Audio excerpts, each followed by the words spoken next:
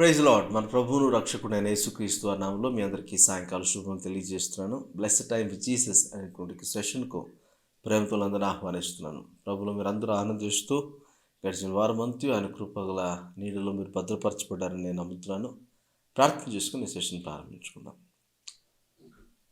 జీవాధిపతి తండ్రి, మీకు వందనాలు, కృతజ్ఞతాస్తుతులు, స్తోత్రాలు చెల్లిస్తున్నాము. ఈ సాయంకాల సమయంలో ప్రభువా మరొకసారి మీతో ధన్యకరమైన సమయాన్ని గడపడానికి మీరు మాకు ఇచ్చిన గొప్ప సమయాన్ని బట్టి మీకు స్తోత్రాలు చెల్లిస్తున్నాము.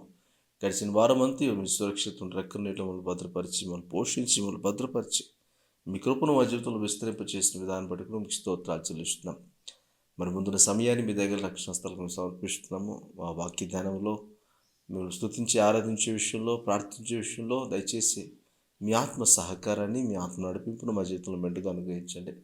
ప్రార్థన పూర్వకంగా ఈ సమయాన్ని మీ చేతులకు సమర్పిస్తున్నాం తండ్రి. ముందున్న సమయాన్ని మాకు దీవెనకరంగా, మీకు భయంకరంగా మలుచుకోమని యేసుక్రీస్తు వారి నామములో అడిగి పెట్టుకుంటున్నాం తండ్రి. Amen, amen. Praise Lord. కొద్ది నిమిషాలు ప్రభుని స్తుతిద్దాం, ప్రభుని ఆరాధిద్దాం. ఆయన నామం ఉన్నతమైన నామం, అత్యున్నతమైన నామాన్ని కనపడతాం. ఆయన చూడాలని ఆశ కలిగి, ఆయనతో ఉండాలని ఆసక్తి కలిగిన ప్రతి ఒక్క ప్రాణాన్ని మేలుతో తృప్తిపరచేవాడు ఆయన. హల్లెలూయా. దుప్పి నీటి వాగుల కొరకు ఆశపడినట్లుగా, అయ్యా నా ప్రాణం నీ కొరకు ఆశపడుతుంది, అయ్యా నిన్ను చూడాలని ఆశపడుతుంది, నీ మనసును తెలుసుకోవాలని ఆశపడుతుంది అని మన ఆసక్తిని ప్రభు తెలియచేద్దాం. ఆయన సుందర మోమును దర్శించడానికి, ఆయన ముఖ ప్రకాశం మన మీద మరి ఎక్కువగా వెళ్ళటానికి, ప్రభుతో సమయాన్ని గడపడానికి మన హృదయాంతరంగంలో సిద్ధపరచుకుందాం. ప్రభుని స్తుతించి ప్రభుని కనపడతాం.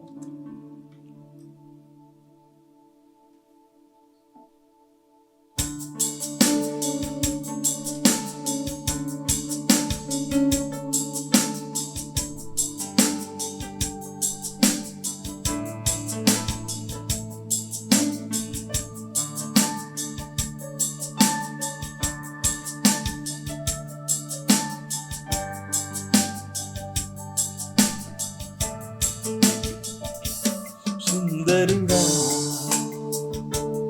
అతిశయుడా, మహోన్నతుడా, నా ప్రియుడా. సుందరుడా, అతిశయుడా, మహోన్నతుడా, నా ప్రియుడా. మరొకసారి. సుందరుడా, అతిశయుడా, మహోన్నతుడా, నా ప్రియుడా. సుందరుడా, అతిశయుడా, మహోన్నతుడా, నా ప్రియుడా. 10,000లో నీవు అతి సుందరుడవు, నా ప్రాణ ప్రియుడవు నీవే.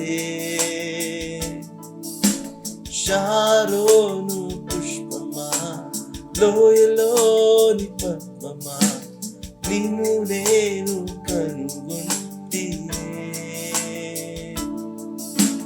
10,000లో నీవు అతి సుందరుడవు, నా ప్రాణ ప్రియుడవు నీవే.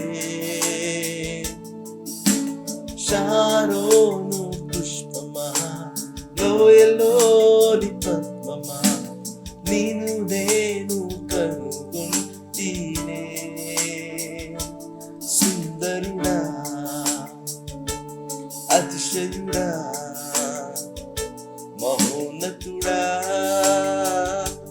నా ప్రియుడా. సుందరుడా, అతిశయుడా, మహోన్నతుడా, నా ప్రియుడా. నిన్ను చూడాలని, నీ ప్రేమలో ఉండాలని నేనాశించుచున్నాను.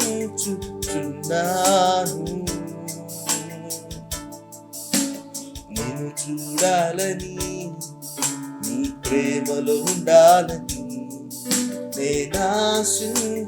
చున్నాను. నిన్ను చూడాలని, నీ ప్రేమలో ఉండాలని నేనాశించుచున్నాను. మరోసారి నిన్ను చూడాలని, నీ ప్రేమలో ఉండాలని నేనాశించుచున్నాను.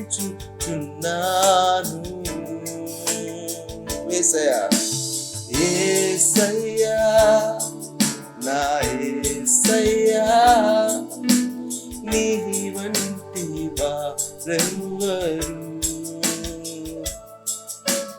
యేసయ్యా, నా యేసయ్యా, నీలాగా వేరెవ్వరు. యేసయ్యా, నా యేసయ్యా, నీ వంటి వారెవ్వరు. యేసయ్యా, నా యేసయ్యా, నీలాగా వేరెవ్వరు. సుందరుడా, అతిశయుడా, మహోన్నతుడా, నా ప్రియుడా.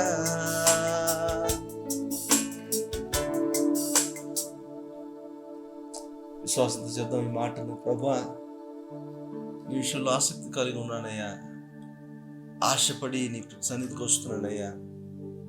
నేను చూడాలని ఆశపడుతున్నాను, నీ ముఖాన్ని దర్శించుకోవాలని ఆశపడుతున్నాను, నీ సన్నిధిలో నిన్ను బట్టి ఆనందించాలని ఆశపడుతున్నాను, నిన్ను చూడాలని, నీలో ఉండాలని నేను ఆశించుతున్నానయ్యా. నీతో ఏకమవ్వాలని, నీ ముఖంలో తేరి చూడాలని ఆశపడుతున్నాను తండ్రి. మీ ఆసక్తిని ప్రభు తెలియచేయండి. ఎంతగా ప్రభు మీద ఆశ పెట్టుకున్నారో, ఎంతగా ప్రభువును చూడాలని, ఆయన వాక్కును వినాలని, ఆయన ముఖ దర్శనం చేసుకోవాలని ఎంతో ఆశపడుతున్నారు ప్రభు తెలియచేయండి. We love you, Jesus. We love you, Holy Spirit. We love you, our dear Father, our Creator. మీకే వందనాలు, మీకే కృతజ్ఞత, స్తుతులు, స్తోత్రాలను, మహిమను, ఘనతను, ప్రభావం మేము చెల్లిస్తున్నాం తండ్రి. Oh, we worship you, Lord. We worship you, Jesus. We worship you, Master. Oh, we worship you, Holy Spirit. We worship you. We worship you. We worship you. We worship you. మీకే స్తోత్రాలు, మీకే వందనాలు.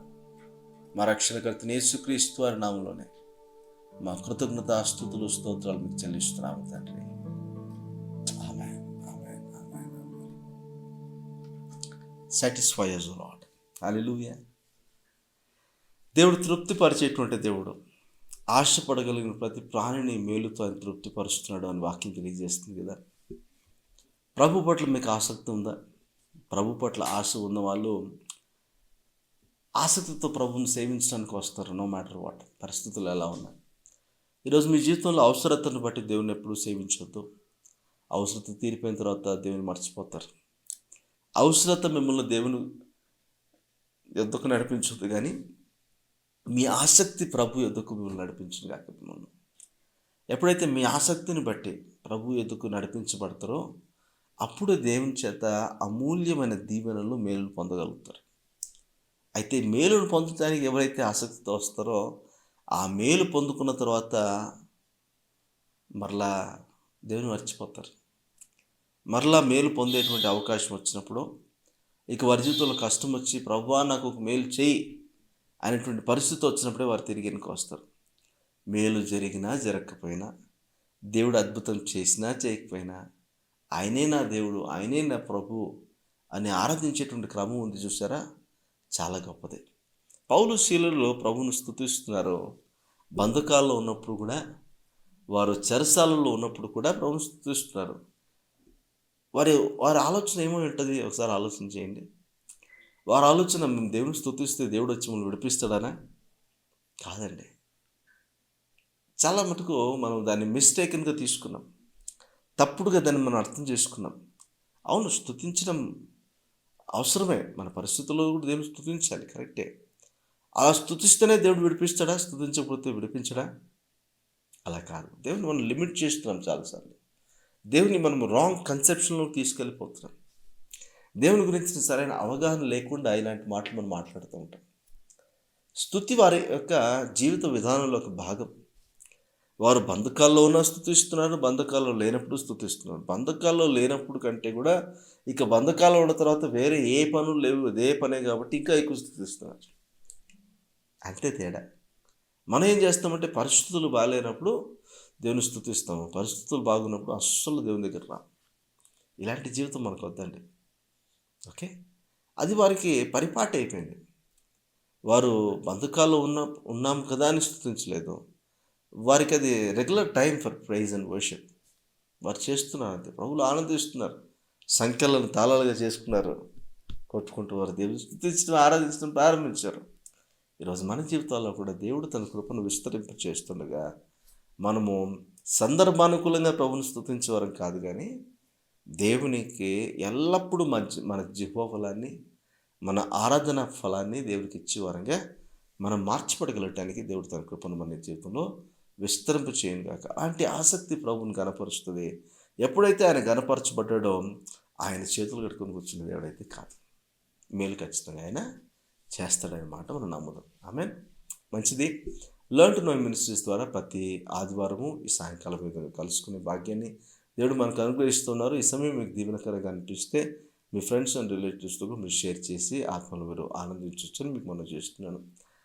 Learn to know ministries ద్వారా ప్రతి బుధవారం కూడా English short message word of wisdom wow అనేటువంటి శీర్షికతో మీ ముందుకు వస్తుంది. ప్రతి వెన్స్డే కూడా 7 o'clockకి అది అందుబాటులో ఉంటుందని మీకు మనం చేస్తున్నాను. అండ్ బైబిల్ స్టడీ ఆసక్తి కలిగిన వారు కూడా మరి బైబిల్ని మీరు ధ్యానిస్తూ మరి రెఫరెన్స్ కోసము ఈ స్టడీని మీరు ఫాలో చేయొచ్చు. మరి స్క్రిప్చర్ టైం అనేటువంటి ప్రోగ్రామ్ ప్రతి శుక్రవారం తెలుగులో, ప్రతి శనివారం ఇంగ్లీష్లో మీకు ప్రసారం అవుతుంది. మీరు వీక్షించవచ్చని మీకు మనం చేస్తున్నాను. అండ్ డైలీ డివోషన్ ప్రతిరోజు కూడా వాక్యంలోనూ కొంచెం క్షుణ్ణంగా పరిశీలన చేసి నేర్చుకోవాలని ఆశ కలిగిన వారు మీరు బైబిల్ ప్రతిరోజు చదువుకోండి. ఆ తర్వాత మీకు ఒక రెఫరెన్స్గా ఒక డీటెయిల్ ఎక్స్ప్లెనేషన్తో ఒక డివోషనల్ ప్రేయర్తో కూడా మీకు devotional Facebook and Instagram learn to know అనేటువంటి పేజ్లో మీకు అందుబాటులో ఉంది కనుక దాన్ని కూడా మీరు చూడొచ్చని మీకు మనం చేస్తున్నాను. ఇవన్నీ దీవెనకరంగా అనిపిస్తే మరి మీరు ఫ్రెండ్స్ అండ్ రిలేటివ్స్తో షేర్ చేయండి, ప్రార్థన చేయండి. మినిస్ట్రీ కొరకు మీకు ఏదైనా ప్రార్థన అవసరం ఉన్నట్లా మాకు తెలియచేయండి. We are more than happy to pray for you. And prayer cell groups గురించి ప్రార్థన చేస్తున్నాము. దేవుడి చిత్తం అయితే త్వరలో ప్రారంభించాలని ఆశపడుతున్నాము. దాని విషయంలో కూడా మరి ఆసక్తి కలిగిన వారు మీ ఏరియాస్లో మీ గృహాల్లో మరి మేము ఫ్రెండ్స్గా కూడుకోగలము, మాకు ఒక బైబిల్ స్టడీ కావాలి అని మీరు కోరినట్లయితే మీరు తెలియజేయగలరు. బెంగళూరులో మరి ప్రస్తుతానికి చేయాలని ఆశపడుతున్నాము. దయచేసి సహాయం చేసినాడు మీరు ఖచ్చితంగా దాని విషయంలో మీరు సంప్రదించవచ్చని కూడా మీకు మనం చేస్తున్నాం. రైట్. మంచిది. దేవుని వాక్యంలో మనం వెళ్దాం. దేవుని వాక్యాన్ని మనం ధ్యానించుకుందాం కొద్ది నిమిషాలు. దేవుని వాక్యం మన జీవితాలను కట్టేదిగా ఉంది. హల్లెలూయా. దేవుని వాక్యం ద్వారా మనము నిర్మితం అవుతున్నాము. వాక్యం ద్వారా మన మనుగడ కొనసాగుతూ ఉంది. ఈ వాక్యంలో బలపరచబడడానికి మనం ప్రయత్నం చేద్దాం. గడిచిన వారం మీతో మాట్లాడుతూ పరిశుద్ధాత్మ యొక్క రోల్, మన జీవితాల్లో దేవుడు అనుగ్రహిస్తున్న కృపను సద్వినియోగపరచుకునే విషయంలో పరిశుద్ధాత్మ యొక్క రోల్ అండ్ రెస్పాన్సిబిలిటీని లాస్ట్ వీక్ మనం చూసాము.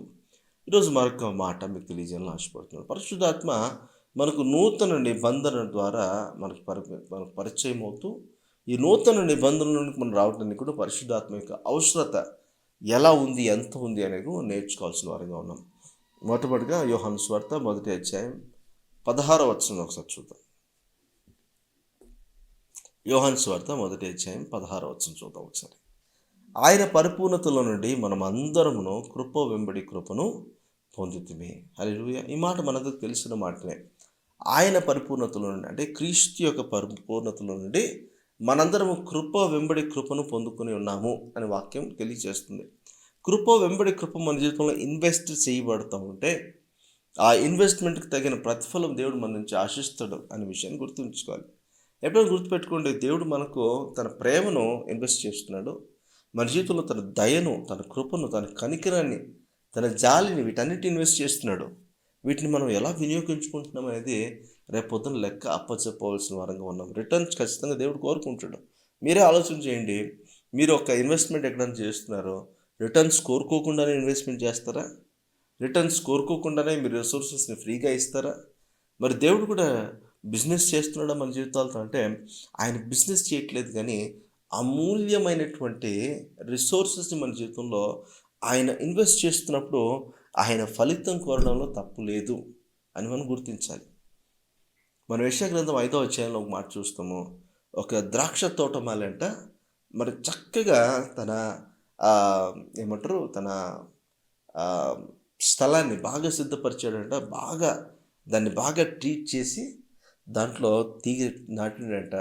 అయితే చెట్టు బాగా వచ్చిందంట. చెట్టులో పళ్ళు కూడా బాగా వచ్చాయంట. ఆ పళ్ళు టేస్ట్ చేస్తేనంట చేదైనటువంటి కారు ద్రాక్షలు అందులో చూసాడంట. మరి ఆ తోటమాలి చెప్తా ఉన్నాడు, నేను నీకేం తక్కువ చేశాను?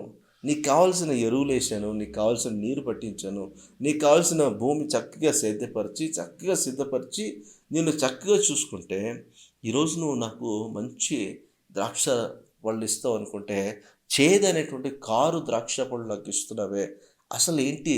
నీకేమన్నా తక్కువ చేశానా నేను?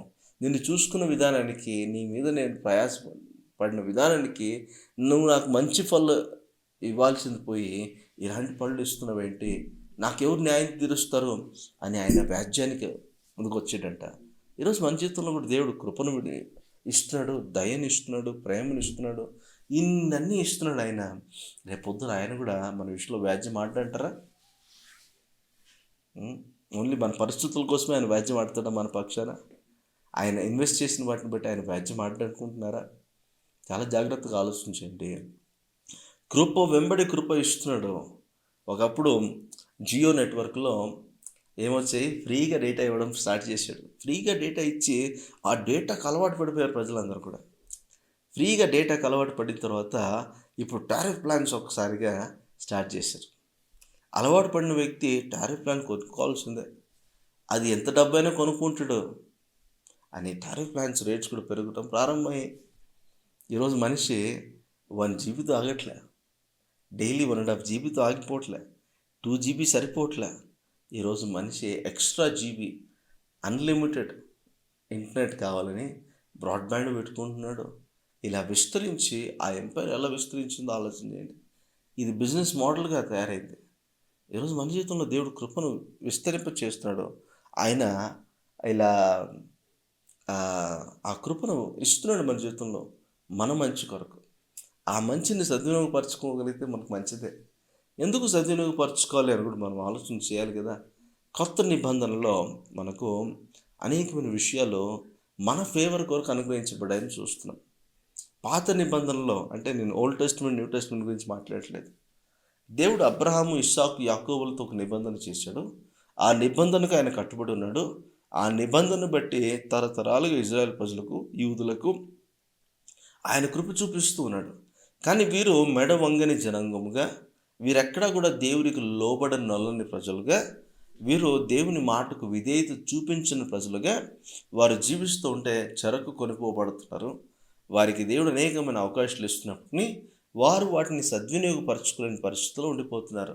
అలాంటి పరిస్థితుల్లో దేవుడు వారిని విడిచిపెట్టేసి వారిని తీర్పుకు అప్పగించేయచ్చు. కానీ దేవుడు మాట కట్టుబడి ఉన్నాడు కాబట్టి ఈ పాత నిబంధనలో లేకపోతే ఈ పాత ఒడంబడికలో ఈ ధర్మశాస్త్రాన్ని బట్టి వారు ఏ నీతినైతే పొందుకోలేకపోతున్నారో, ఏ పరిశుద్ధతలో అయితే పాలిభాగస్తులు కాలేకపోతున్నారో, దేని చేత వారు పట్టుబడ్డారో, ఎలాగైతే ఈ ధర్మశాస్త్రం నుంచి వారి పరిశుద్ధతలోనికి రావాలని దేవుడు కోరుకున్నాడో అలా వారు జీవించలేకపోయేటప్పటికీ దేవుడు వారికి ఇంకో వెసులుబాటులు కల్పిస్తూ, సరే వాక్యాన్ని అనుసరించి మీరు జీవించలేరు కాబట్టి నేను మీకు కృపనిస్తాను, మరొక అవకాశాన్ని ఇస్తాను, కృప అనే రిసోర్స్ని మీకు మెండుగా ఉంచుతాను, ఇలాగైనా సరే మీరు మంచిగా నాలో బలపరచబడండి అని దేవుడు ఆశపడ్డాడు.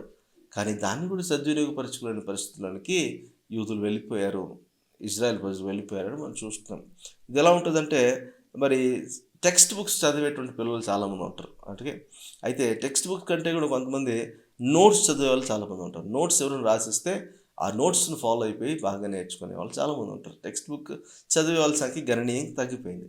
అయితే నోట్స్ కంటే కూడా ఇప్పుడు ఏదైనా గైడ్స్ వచ్చాయి అనుకోండి, ఇప్పుడు సింపుల్గా ఈజీగా అర్థమయ్యేటువంటి నోట్స్ వచ్చాయనుకోండి, ఇక టెక్స్ట్ బుక్ ఎవరు చదువుతారు చెప్పండి. టెక్స్ట్ బుక్ నాలెడ్జ్ ఉన్నటువంటి వ్యక్తి ఎలాంటి క్వశ్చన్కైనా ఎలాగైనా ఆన్సర్ చేయగలడు. కానీ నోట్స్ చదివేటువంటి వ్యక్తి ఏ క్వశ్చన్ అలా వస్తే ఆ క్వశ్చన్కి అలా ఆన్సర్ రాయగలడు అంతవరకు.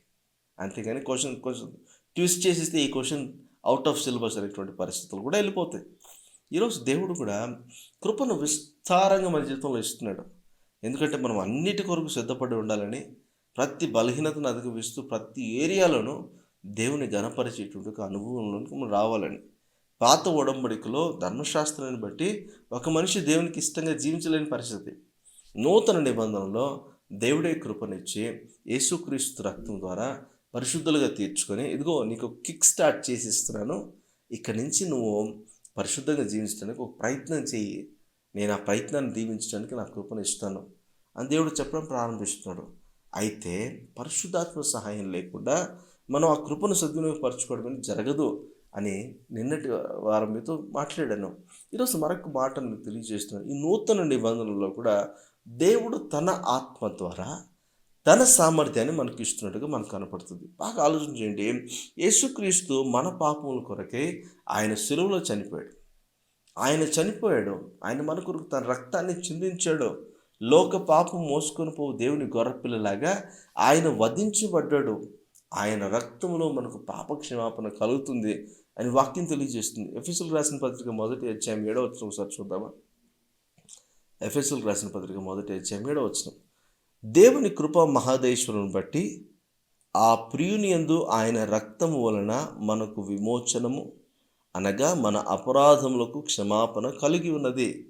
ఈరోజు మన పాపములకు, మన అపరాధములకు, మన దోషములకు, మన అతిక్రమ క్రియలకు ఒక పరిహారము చెల్లించబడింది. మనకు ఒక విమోచనము క్రయధనముగా యేసుక్రీస్తు రక్తము మన కొరకు చెందించబడింది. కాబట్టి ఇప్పుడు పాపం అనేటువంటి నియమము నుంచి మనం విముక్తులు చేయబడ్డాము అనే విషయాన్ని మనం గుర్తించాలి. అంటే ధర్మశాస్త్రాన్ని అనుసరించి ఒక వ్యక్తి చేసిన తప్పులకు ఖచ్చితంగా ఒక శిక్ష పొందాలి. ఆ శిక్షను నాకు బదులుగా యేసు ప్రభు పొందాడు. ఇక ఆ శిక్షా విధులలోకి నన్ను తీసుకురాకుండా ఆ శిక్ష నుంచి నన్ను తప్పించాడు ఆయన కృపా మహేశ్వరుని బట్టి అని చూస్తున్నాను. అయితే ఇప్పుడు పాత నిబంధనను బట్టి, పాత ఒడంబడికను బట్టి, ఇప్పుడు నేను ధర్మశాస్త్రాన్ని బట్టి నీతిని అనుసరించి నడుచుకోవాల్సిన అవసరం లేదు. కానీ ఆయన కృప ద్వారా రక్షించబడి, ఆయన రక్తము ద్వారా విమోచించబడిన వ్యక్తిగా దేవుని ఆత్మ సహకారంతో పరిశుద్ధంగా జీవించడానికి, నీతియుక్తమైనటువంటి మరి యొక్క జీవిత విధానాన్ని కలిగి ఉండటానికి దేవుడే మన కొరకు ఒక ఒడంబడికను ప్రారంభించినట్టుగా మనకు కనపడుతుంది. ఈ నూతన ఒడంబడికలో కూడా దేవుని ఆత్మ సహాయం ఎంత అవసరమో చూడండి. ఇప్పుడు చనిపోయాడు యేసు ప్రభు మన కొరకు. ఆయన మరణం పొందినందుకు తను తాను తగ్గించుకున్నాడు, రిక్తుడుగా ఈ లోకానికి వచ్చాడు, చనిపోయాడు మన కొరకు. అయితే చనిపోయిన వాడు ఆత్మ ద్వారా, పరిశుద్ధాత్మ ద్వారా మూడవ దినం తిరిగి లేపబడ్డాడు. నూతన జీవితం కొరకు తిరిగి లేపబడ్డాడు అని చూస్తున్నాం. నూతన జీవితం కొరకు తిరిగి లేపబడినటువంటి యేసుక్రీస్తు పరిశుద్ధుడై పరలోకమునకు కొనిపోబడ్డాడు అని ఆరోహణుడయ్యడానికి మనం చూస్తాం. ఏం చెప్పదలుచుకున్నాను నేను ఈ మాటలు బట్టి అంటే, ఈరోజు ఒక మనిషి పాపము కొరకు చనిపోతున్నాడంటే క్రీస్తుతో కూడా పాతి పెట్టబడే అనుభవంలోనికి వెళ్తున్నాడు.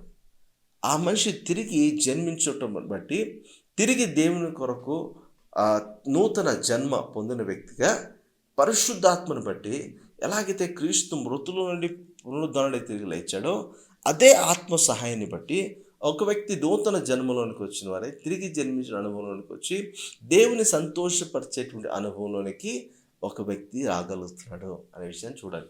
అంటే ఈ నూతన ఒడంబడికలో జీవించువాడు క్రీస్తుని బట్టి, అంటే అభిషిక్తుడైనటువంటి క్రీస్తుని బట్టి, యేసు తన కొరకు చేసినటువంటి బలియాగమును బట్టి, పరిశుద్ధాత్మ సహకారంతో దేవుని దృష్టికి అనుకూలంగా ప్రవర్తించేటువంటి అనుభవంలోనికి వస్తున్నాడని చూస్తున్నాం.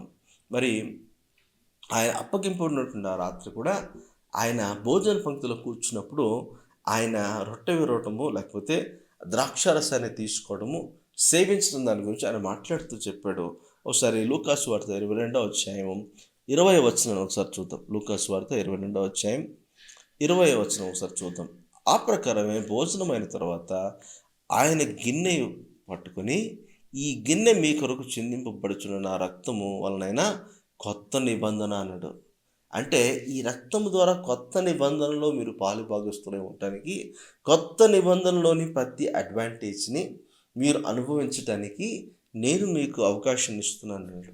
రక్షించబడిన వ్యక్తి దేవుని బలలో, ప్రభు బలలో పాల్గొన్నప్పుడు, ఒక వ్యక్తి ఆయన రొట్టెను అంటే ఆయన విరువబడిన ఆయన శరీరాన్ని తీసుకుంటున్నప్పుడు, ఆయన పానీయంను అనగా ఆయన రక్తాన్ని ఆ ద్రాక్షారసం రూపంలో తీసుకుంటున్నప్పుడు మనిషిలో కలగవలసిన మార్పులు కావచ్చు, మనిషిలో చోటు చేసుకొనవలసినటువంటి ప్రతి విధానంలోనూ ఆ మార్పులు చేర్పులు కలుగునట్లుగా బాగా గమనించండి. ఆ మార్పులు చేర్పులు కలుగునట్లుగా ఆ మనిషి దేవుని చేత నిర్ణయించబడిన వ్యక్తిగా, ఆత్మీయుడిగా నూతన నిబంధనలోకి వస్తున్నాడు. ఈరోజు ఏ ఆత్మ అయితే ఆయన మృతుల్లోనికి తిరిగి లేపిందో, ఆ ఆత్మ సహకారంతో ఏ కృప మన జీవితంలో విస్తరింప చేయబడవలసిందో, ఆ కృప ఏ పని మన జీవితంలో చేయవలసిందో, ఆత్మే ఆ పనిని మన కొరకు ఆ కృప ద్వారా జరిగిస్తారని మనం చూస్తున్నాం. హల్లెలూయా! అంటే నూతన నిబంధనలో యేసుక్రీస్తు యొక్క ఆత్మ లేకపోతే పరిశుద్ధాత్మ యొక్క సహకారము ఎంత అవసరమో ఆలోచించండి. అందుకే కొత్త నిబంధన విషయంలో లేకపోతే నిబంధన కృప విషయంలో పరిశుద్ధాత్మ యొక్క రోల్ చాలా ప్రాముఖ్యంగా అవసరం. ఈరోజు పరిశుద్ధాత్మ లేకుండా మనము ఆ కృపను వినియోగించుకోలేము. కృప వెంబడి కృపను పొందలేము. ఆ కృప వెంబడి కృపను పొందుతున్నా దాన్ని సద్వినియోగపరచుకోలేని పరిస్థితుల్లోనికి మనం వెళ్ళిపోతామనే విషయాన్ని గుర్తించాలి. ఈ నూతన నిబంధనలో కూడా మన శక్తి సామర్థ్యాన్ని బట్టి కాదు కానీ, దేవుని కృపను బట్టి మనం నిర్మితం అవ్వాలి. దేవుని కృపను బట్టి మనం మనుగడ సాగించాలి కాబట్టి, ఈ నూతన నిబంధన, నూతన ఒడంబడిక విషయంలో కూడా ఆ కృపను సద్వినియోగపరచుకునే విషయంలో కూడా దేవుని ఆత్మ మనకు సహాయం చేస్తారని మనం నమ్మాలి. ఈ విషయాన్ని మనం అర్థం చేసుకోగలిగితే, దేవుని ఆత్మ ద్వారా బలపరచబడుతున్న మనము అనేక రీతులుగా ఆయన సహాయాన్ని పొందుకుంటూ, మనం చక్కగా కృపను సద్వినియోగపరుచుకుంటూ, దేవునికి ఇష్టలుగా ఈ నూతన నిబంధనలో కొనసాగొచ్చు. లేకపోతే ఈ నూతన నిబంధనలో కూడా మెడవంగని జనాంగం ఉండొచ్చు. ఈ నూతన నిబంధనలో కూడా మార్పు లేని వ్యక్తిగా ఉండొచ్చు. ఈ నూతన నిబంధనలో కూడా దేవునికి ఇష్టమైన జీవితం జీవించలేని దౌర్భాగ్యకరమైన పరిస్థితుల్లో కూడా మనిషి ఉండొచ్చు. ఆలోచన చేయండి. పాత నిబంధనలో ఉన్నట్లయితే, పాత ఒడంబడికలో ఉన్నట్లయితే, నేను ఎప్పటికప్పుడు చెక్ చేసుకుంటూ నేను ధర్మశాస్త్రాన్ని అనుసరించి నడుచుకోవాలి తప్ప, ఆ ధర్మశాస్త్రాన్ని బట్టి నేను విమోచనం పొందే పరిస్థితి లేదు. నా పర్ఫార్మెన్స్ మ్యాటర్స్ హియర్. అయితే ఇక్కడ కృప ద్వారా నిర్మితమైనటువంటి నూతన నిబంధనలో పరిశుద్ధాత్మ దేవుడు మన పక్షాన మనకు సహాయం చేస్తూ, మన బలహీనతలను అధిగమించడానికి మన పక్షాన మనల్ని నిర్మిస్తూ, మనల్ని దేవుని కొరకు కడుతూ, దేవునిలో కొనసాగటానికి మనకు సహాయం చేస్తున్నాడనే మాట మనం అర్థం చేసుకోవాలి. ఈరోజు ఈ నూతన నిబంధనలకు రావాలంటే ఒక వ్యక్తి ఆయన మరణంలో పాలిభాగస్తులవ్వాలి, ఆయన పునరుద్ధానంలో పాలిభాగస్తులవ్వాలి, ప్రభు బలిలో పాలిభాగస్తులవ్వాలి. ప్రాముఖ్యంగా రొట్టె విరిచినప్పుడు అంటే దేవుని వాక్యాన్ని విరిచి నేర్చుకుంటున్నప్పుడు కావచ్చు, దేవుని ఆత్మను బట్టి రక్షణ ఆనందాన్ని పొందుతూ, ఆయన కృపలో బలపరచబడుతూ, దేవునికి ఇష్టలుగా జీవించడానికి దేవుడే సహాయం చేయాలి. నూతన నిబంధనలో మన పర్ఫార్మెన్స్ అవసరం లేదు. మన ఒబీడియన్స్, మన నమ్మకత్వం చాలా అవసరం. ఈ నమ్మకత్వం ఎలా వస్తుంది? దేవుని ఆత్మ మనకు కలగజేస్తే వస్తుంది. ఇక్కడ కూడా దేవుడు సహాయం లేకుండా మనల్ని వదిలిపెట్టలేదు కానీ ఒక సహాయాన్ని ఇచ్చాడు. ఆ సహాయమే పరిశుద్ధాత్మ దేవుడు. పరిశుద్ధాత్మ దేవుడు తన సహాయాన్ని మనకు అనుగ్రహిస్తుండగా మనం ఎంత చక్కగా నిర్మితం అవ్వగలమో, ఎంత చక్కగా దేవుని గణపరచగలమో ఒకసారి ఆలోచించండి. ఈ నూతన ఒడంబడికలో, నూతన నిబంధనలో కూడా ఇదిగో మీ పాపం ఇక మీద నేను జ్ఞాపకం చేసుకున్నట్టు అర్థం ఏంటి? గిల్ట్ అంతా తీసేశాను. ఇప్పుడు ఆత్మ పెరికితనంతో కూడిన ఆత్మ నేను మీకు ఇవ్వలేదు. ప్రేమ, ఇంద్రియ నిగ్రహం కలిగిన శక్తితో కూడిన ఆత్మను మీకు ఇచ్చాను. ఈ ఆత్మను బట్టి మీరు జయశీలుడై ప్రతి విషయంలోనూ మీరు జయం పొందిన వారే అధిగమిస్తూ జయశీలుడుగా ముందుకు నడవండి అనే ఆత్మ ద్వారా ఈ నూతన నిబంధనలు మనం నడిపించడానికి దేవుడు సహాయం చేస్తున్నాడు. ఈరోజు మన ప్రభువుని సహాయం అడుగుదాం. ప్రభువా, ఈ నూతన నిబంధనలో నా పర్ఫార్మెన్స్ బట్టి కాదు కానీ ఇదిగో నీ ఆత్మ మీద ఆధారం చేసుకొని నీ ఆత్మ సహాయంతో నేను సేవించే భాగ్యాన్ని నాకు ఇవ్వు ప్రభువా అని ఎప్పుడైతే మనం ప్రార్థన చేసుకుంటాం, దేవుడు మనల్ని బలపరుస్తాడు. దేవుడు మనల్ని నిర్మించడం ప్రారంభిస్తాడు. ఈ నూతన నిబంధనలో దేవుని మీద ఆధారపడి దేవుని సంతోషపరుస్తూ, కృప వెంబడి కృపను పొందుతూ, అందులో వర్ధులతో ఆత్మీయతలో కాపాడుకుంటూ, బలపరచబడుతూ దేవుని సంతోషపెట్టే అనుభవం దేవుడు మనందరినీ నడిపించుగాక. ప్రార్థన చేద్దాం. కళ్ళు మూసుకున్నాము. పరిశుద్ధుడా, దయగల తండ్రి, మహోన్నతుడా, మీకు వందనాలు, కృతజ్ఞతాస్తుతులు, స్తోత్రాలు చెల్లిస్తున్నాను. ఈ రాత్రికాల సమయంలో మరొకసారి ప్రభా మీ వాక్కు ద్వారా మీరు మమ్మల్ని దర్శించిన దాన్ని బట్టి మీకు స్తోత్రాలు.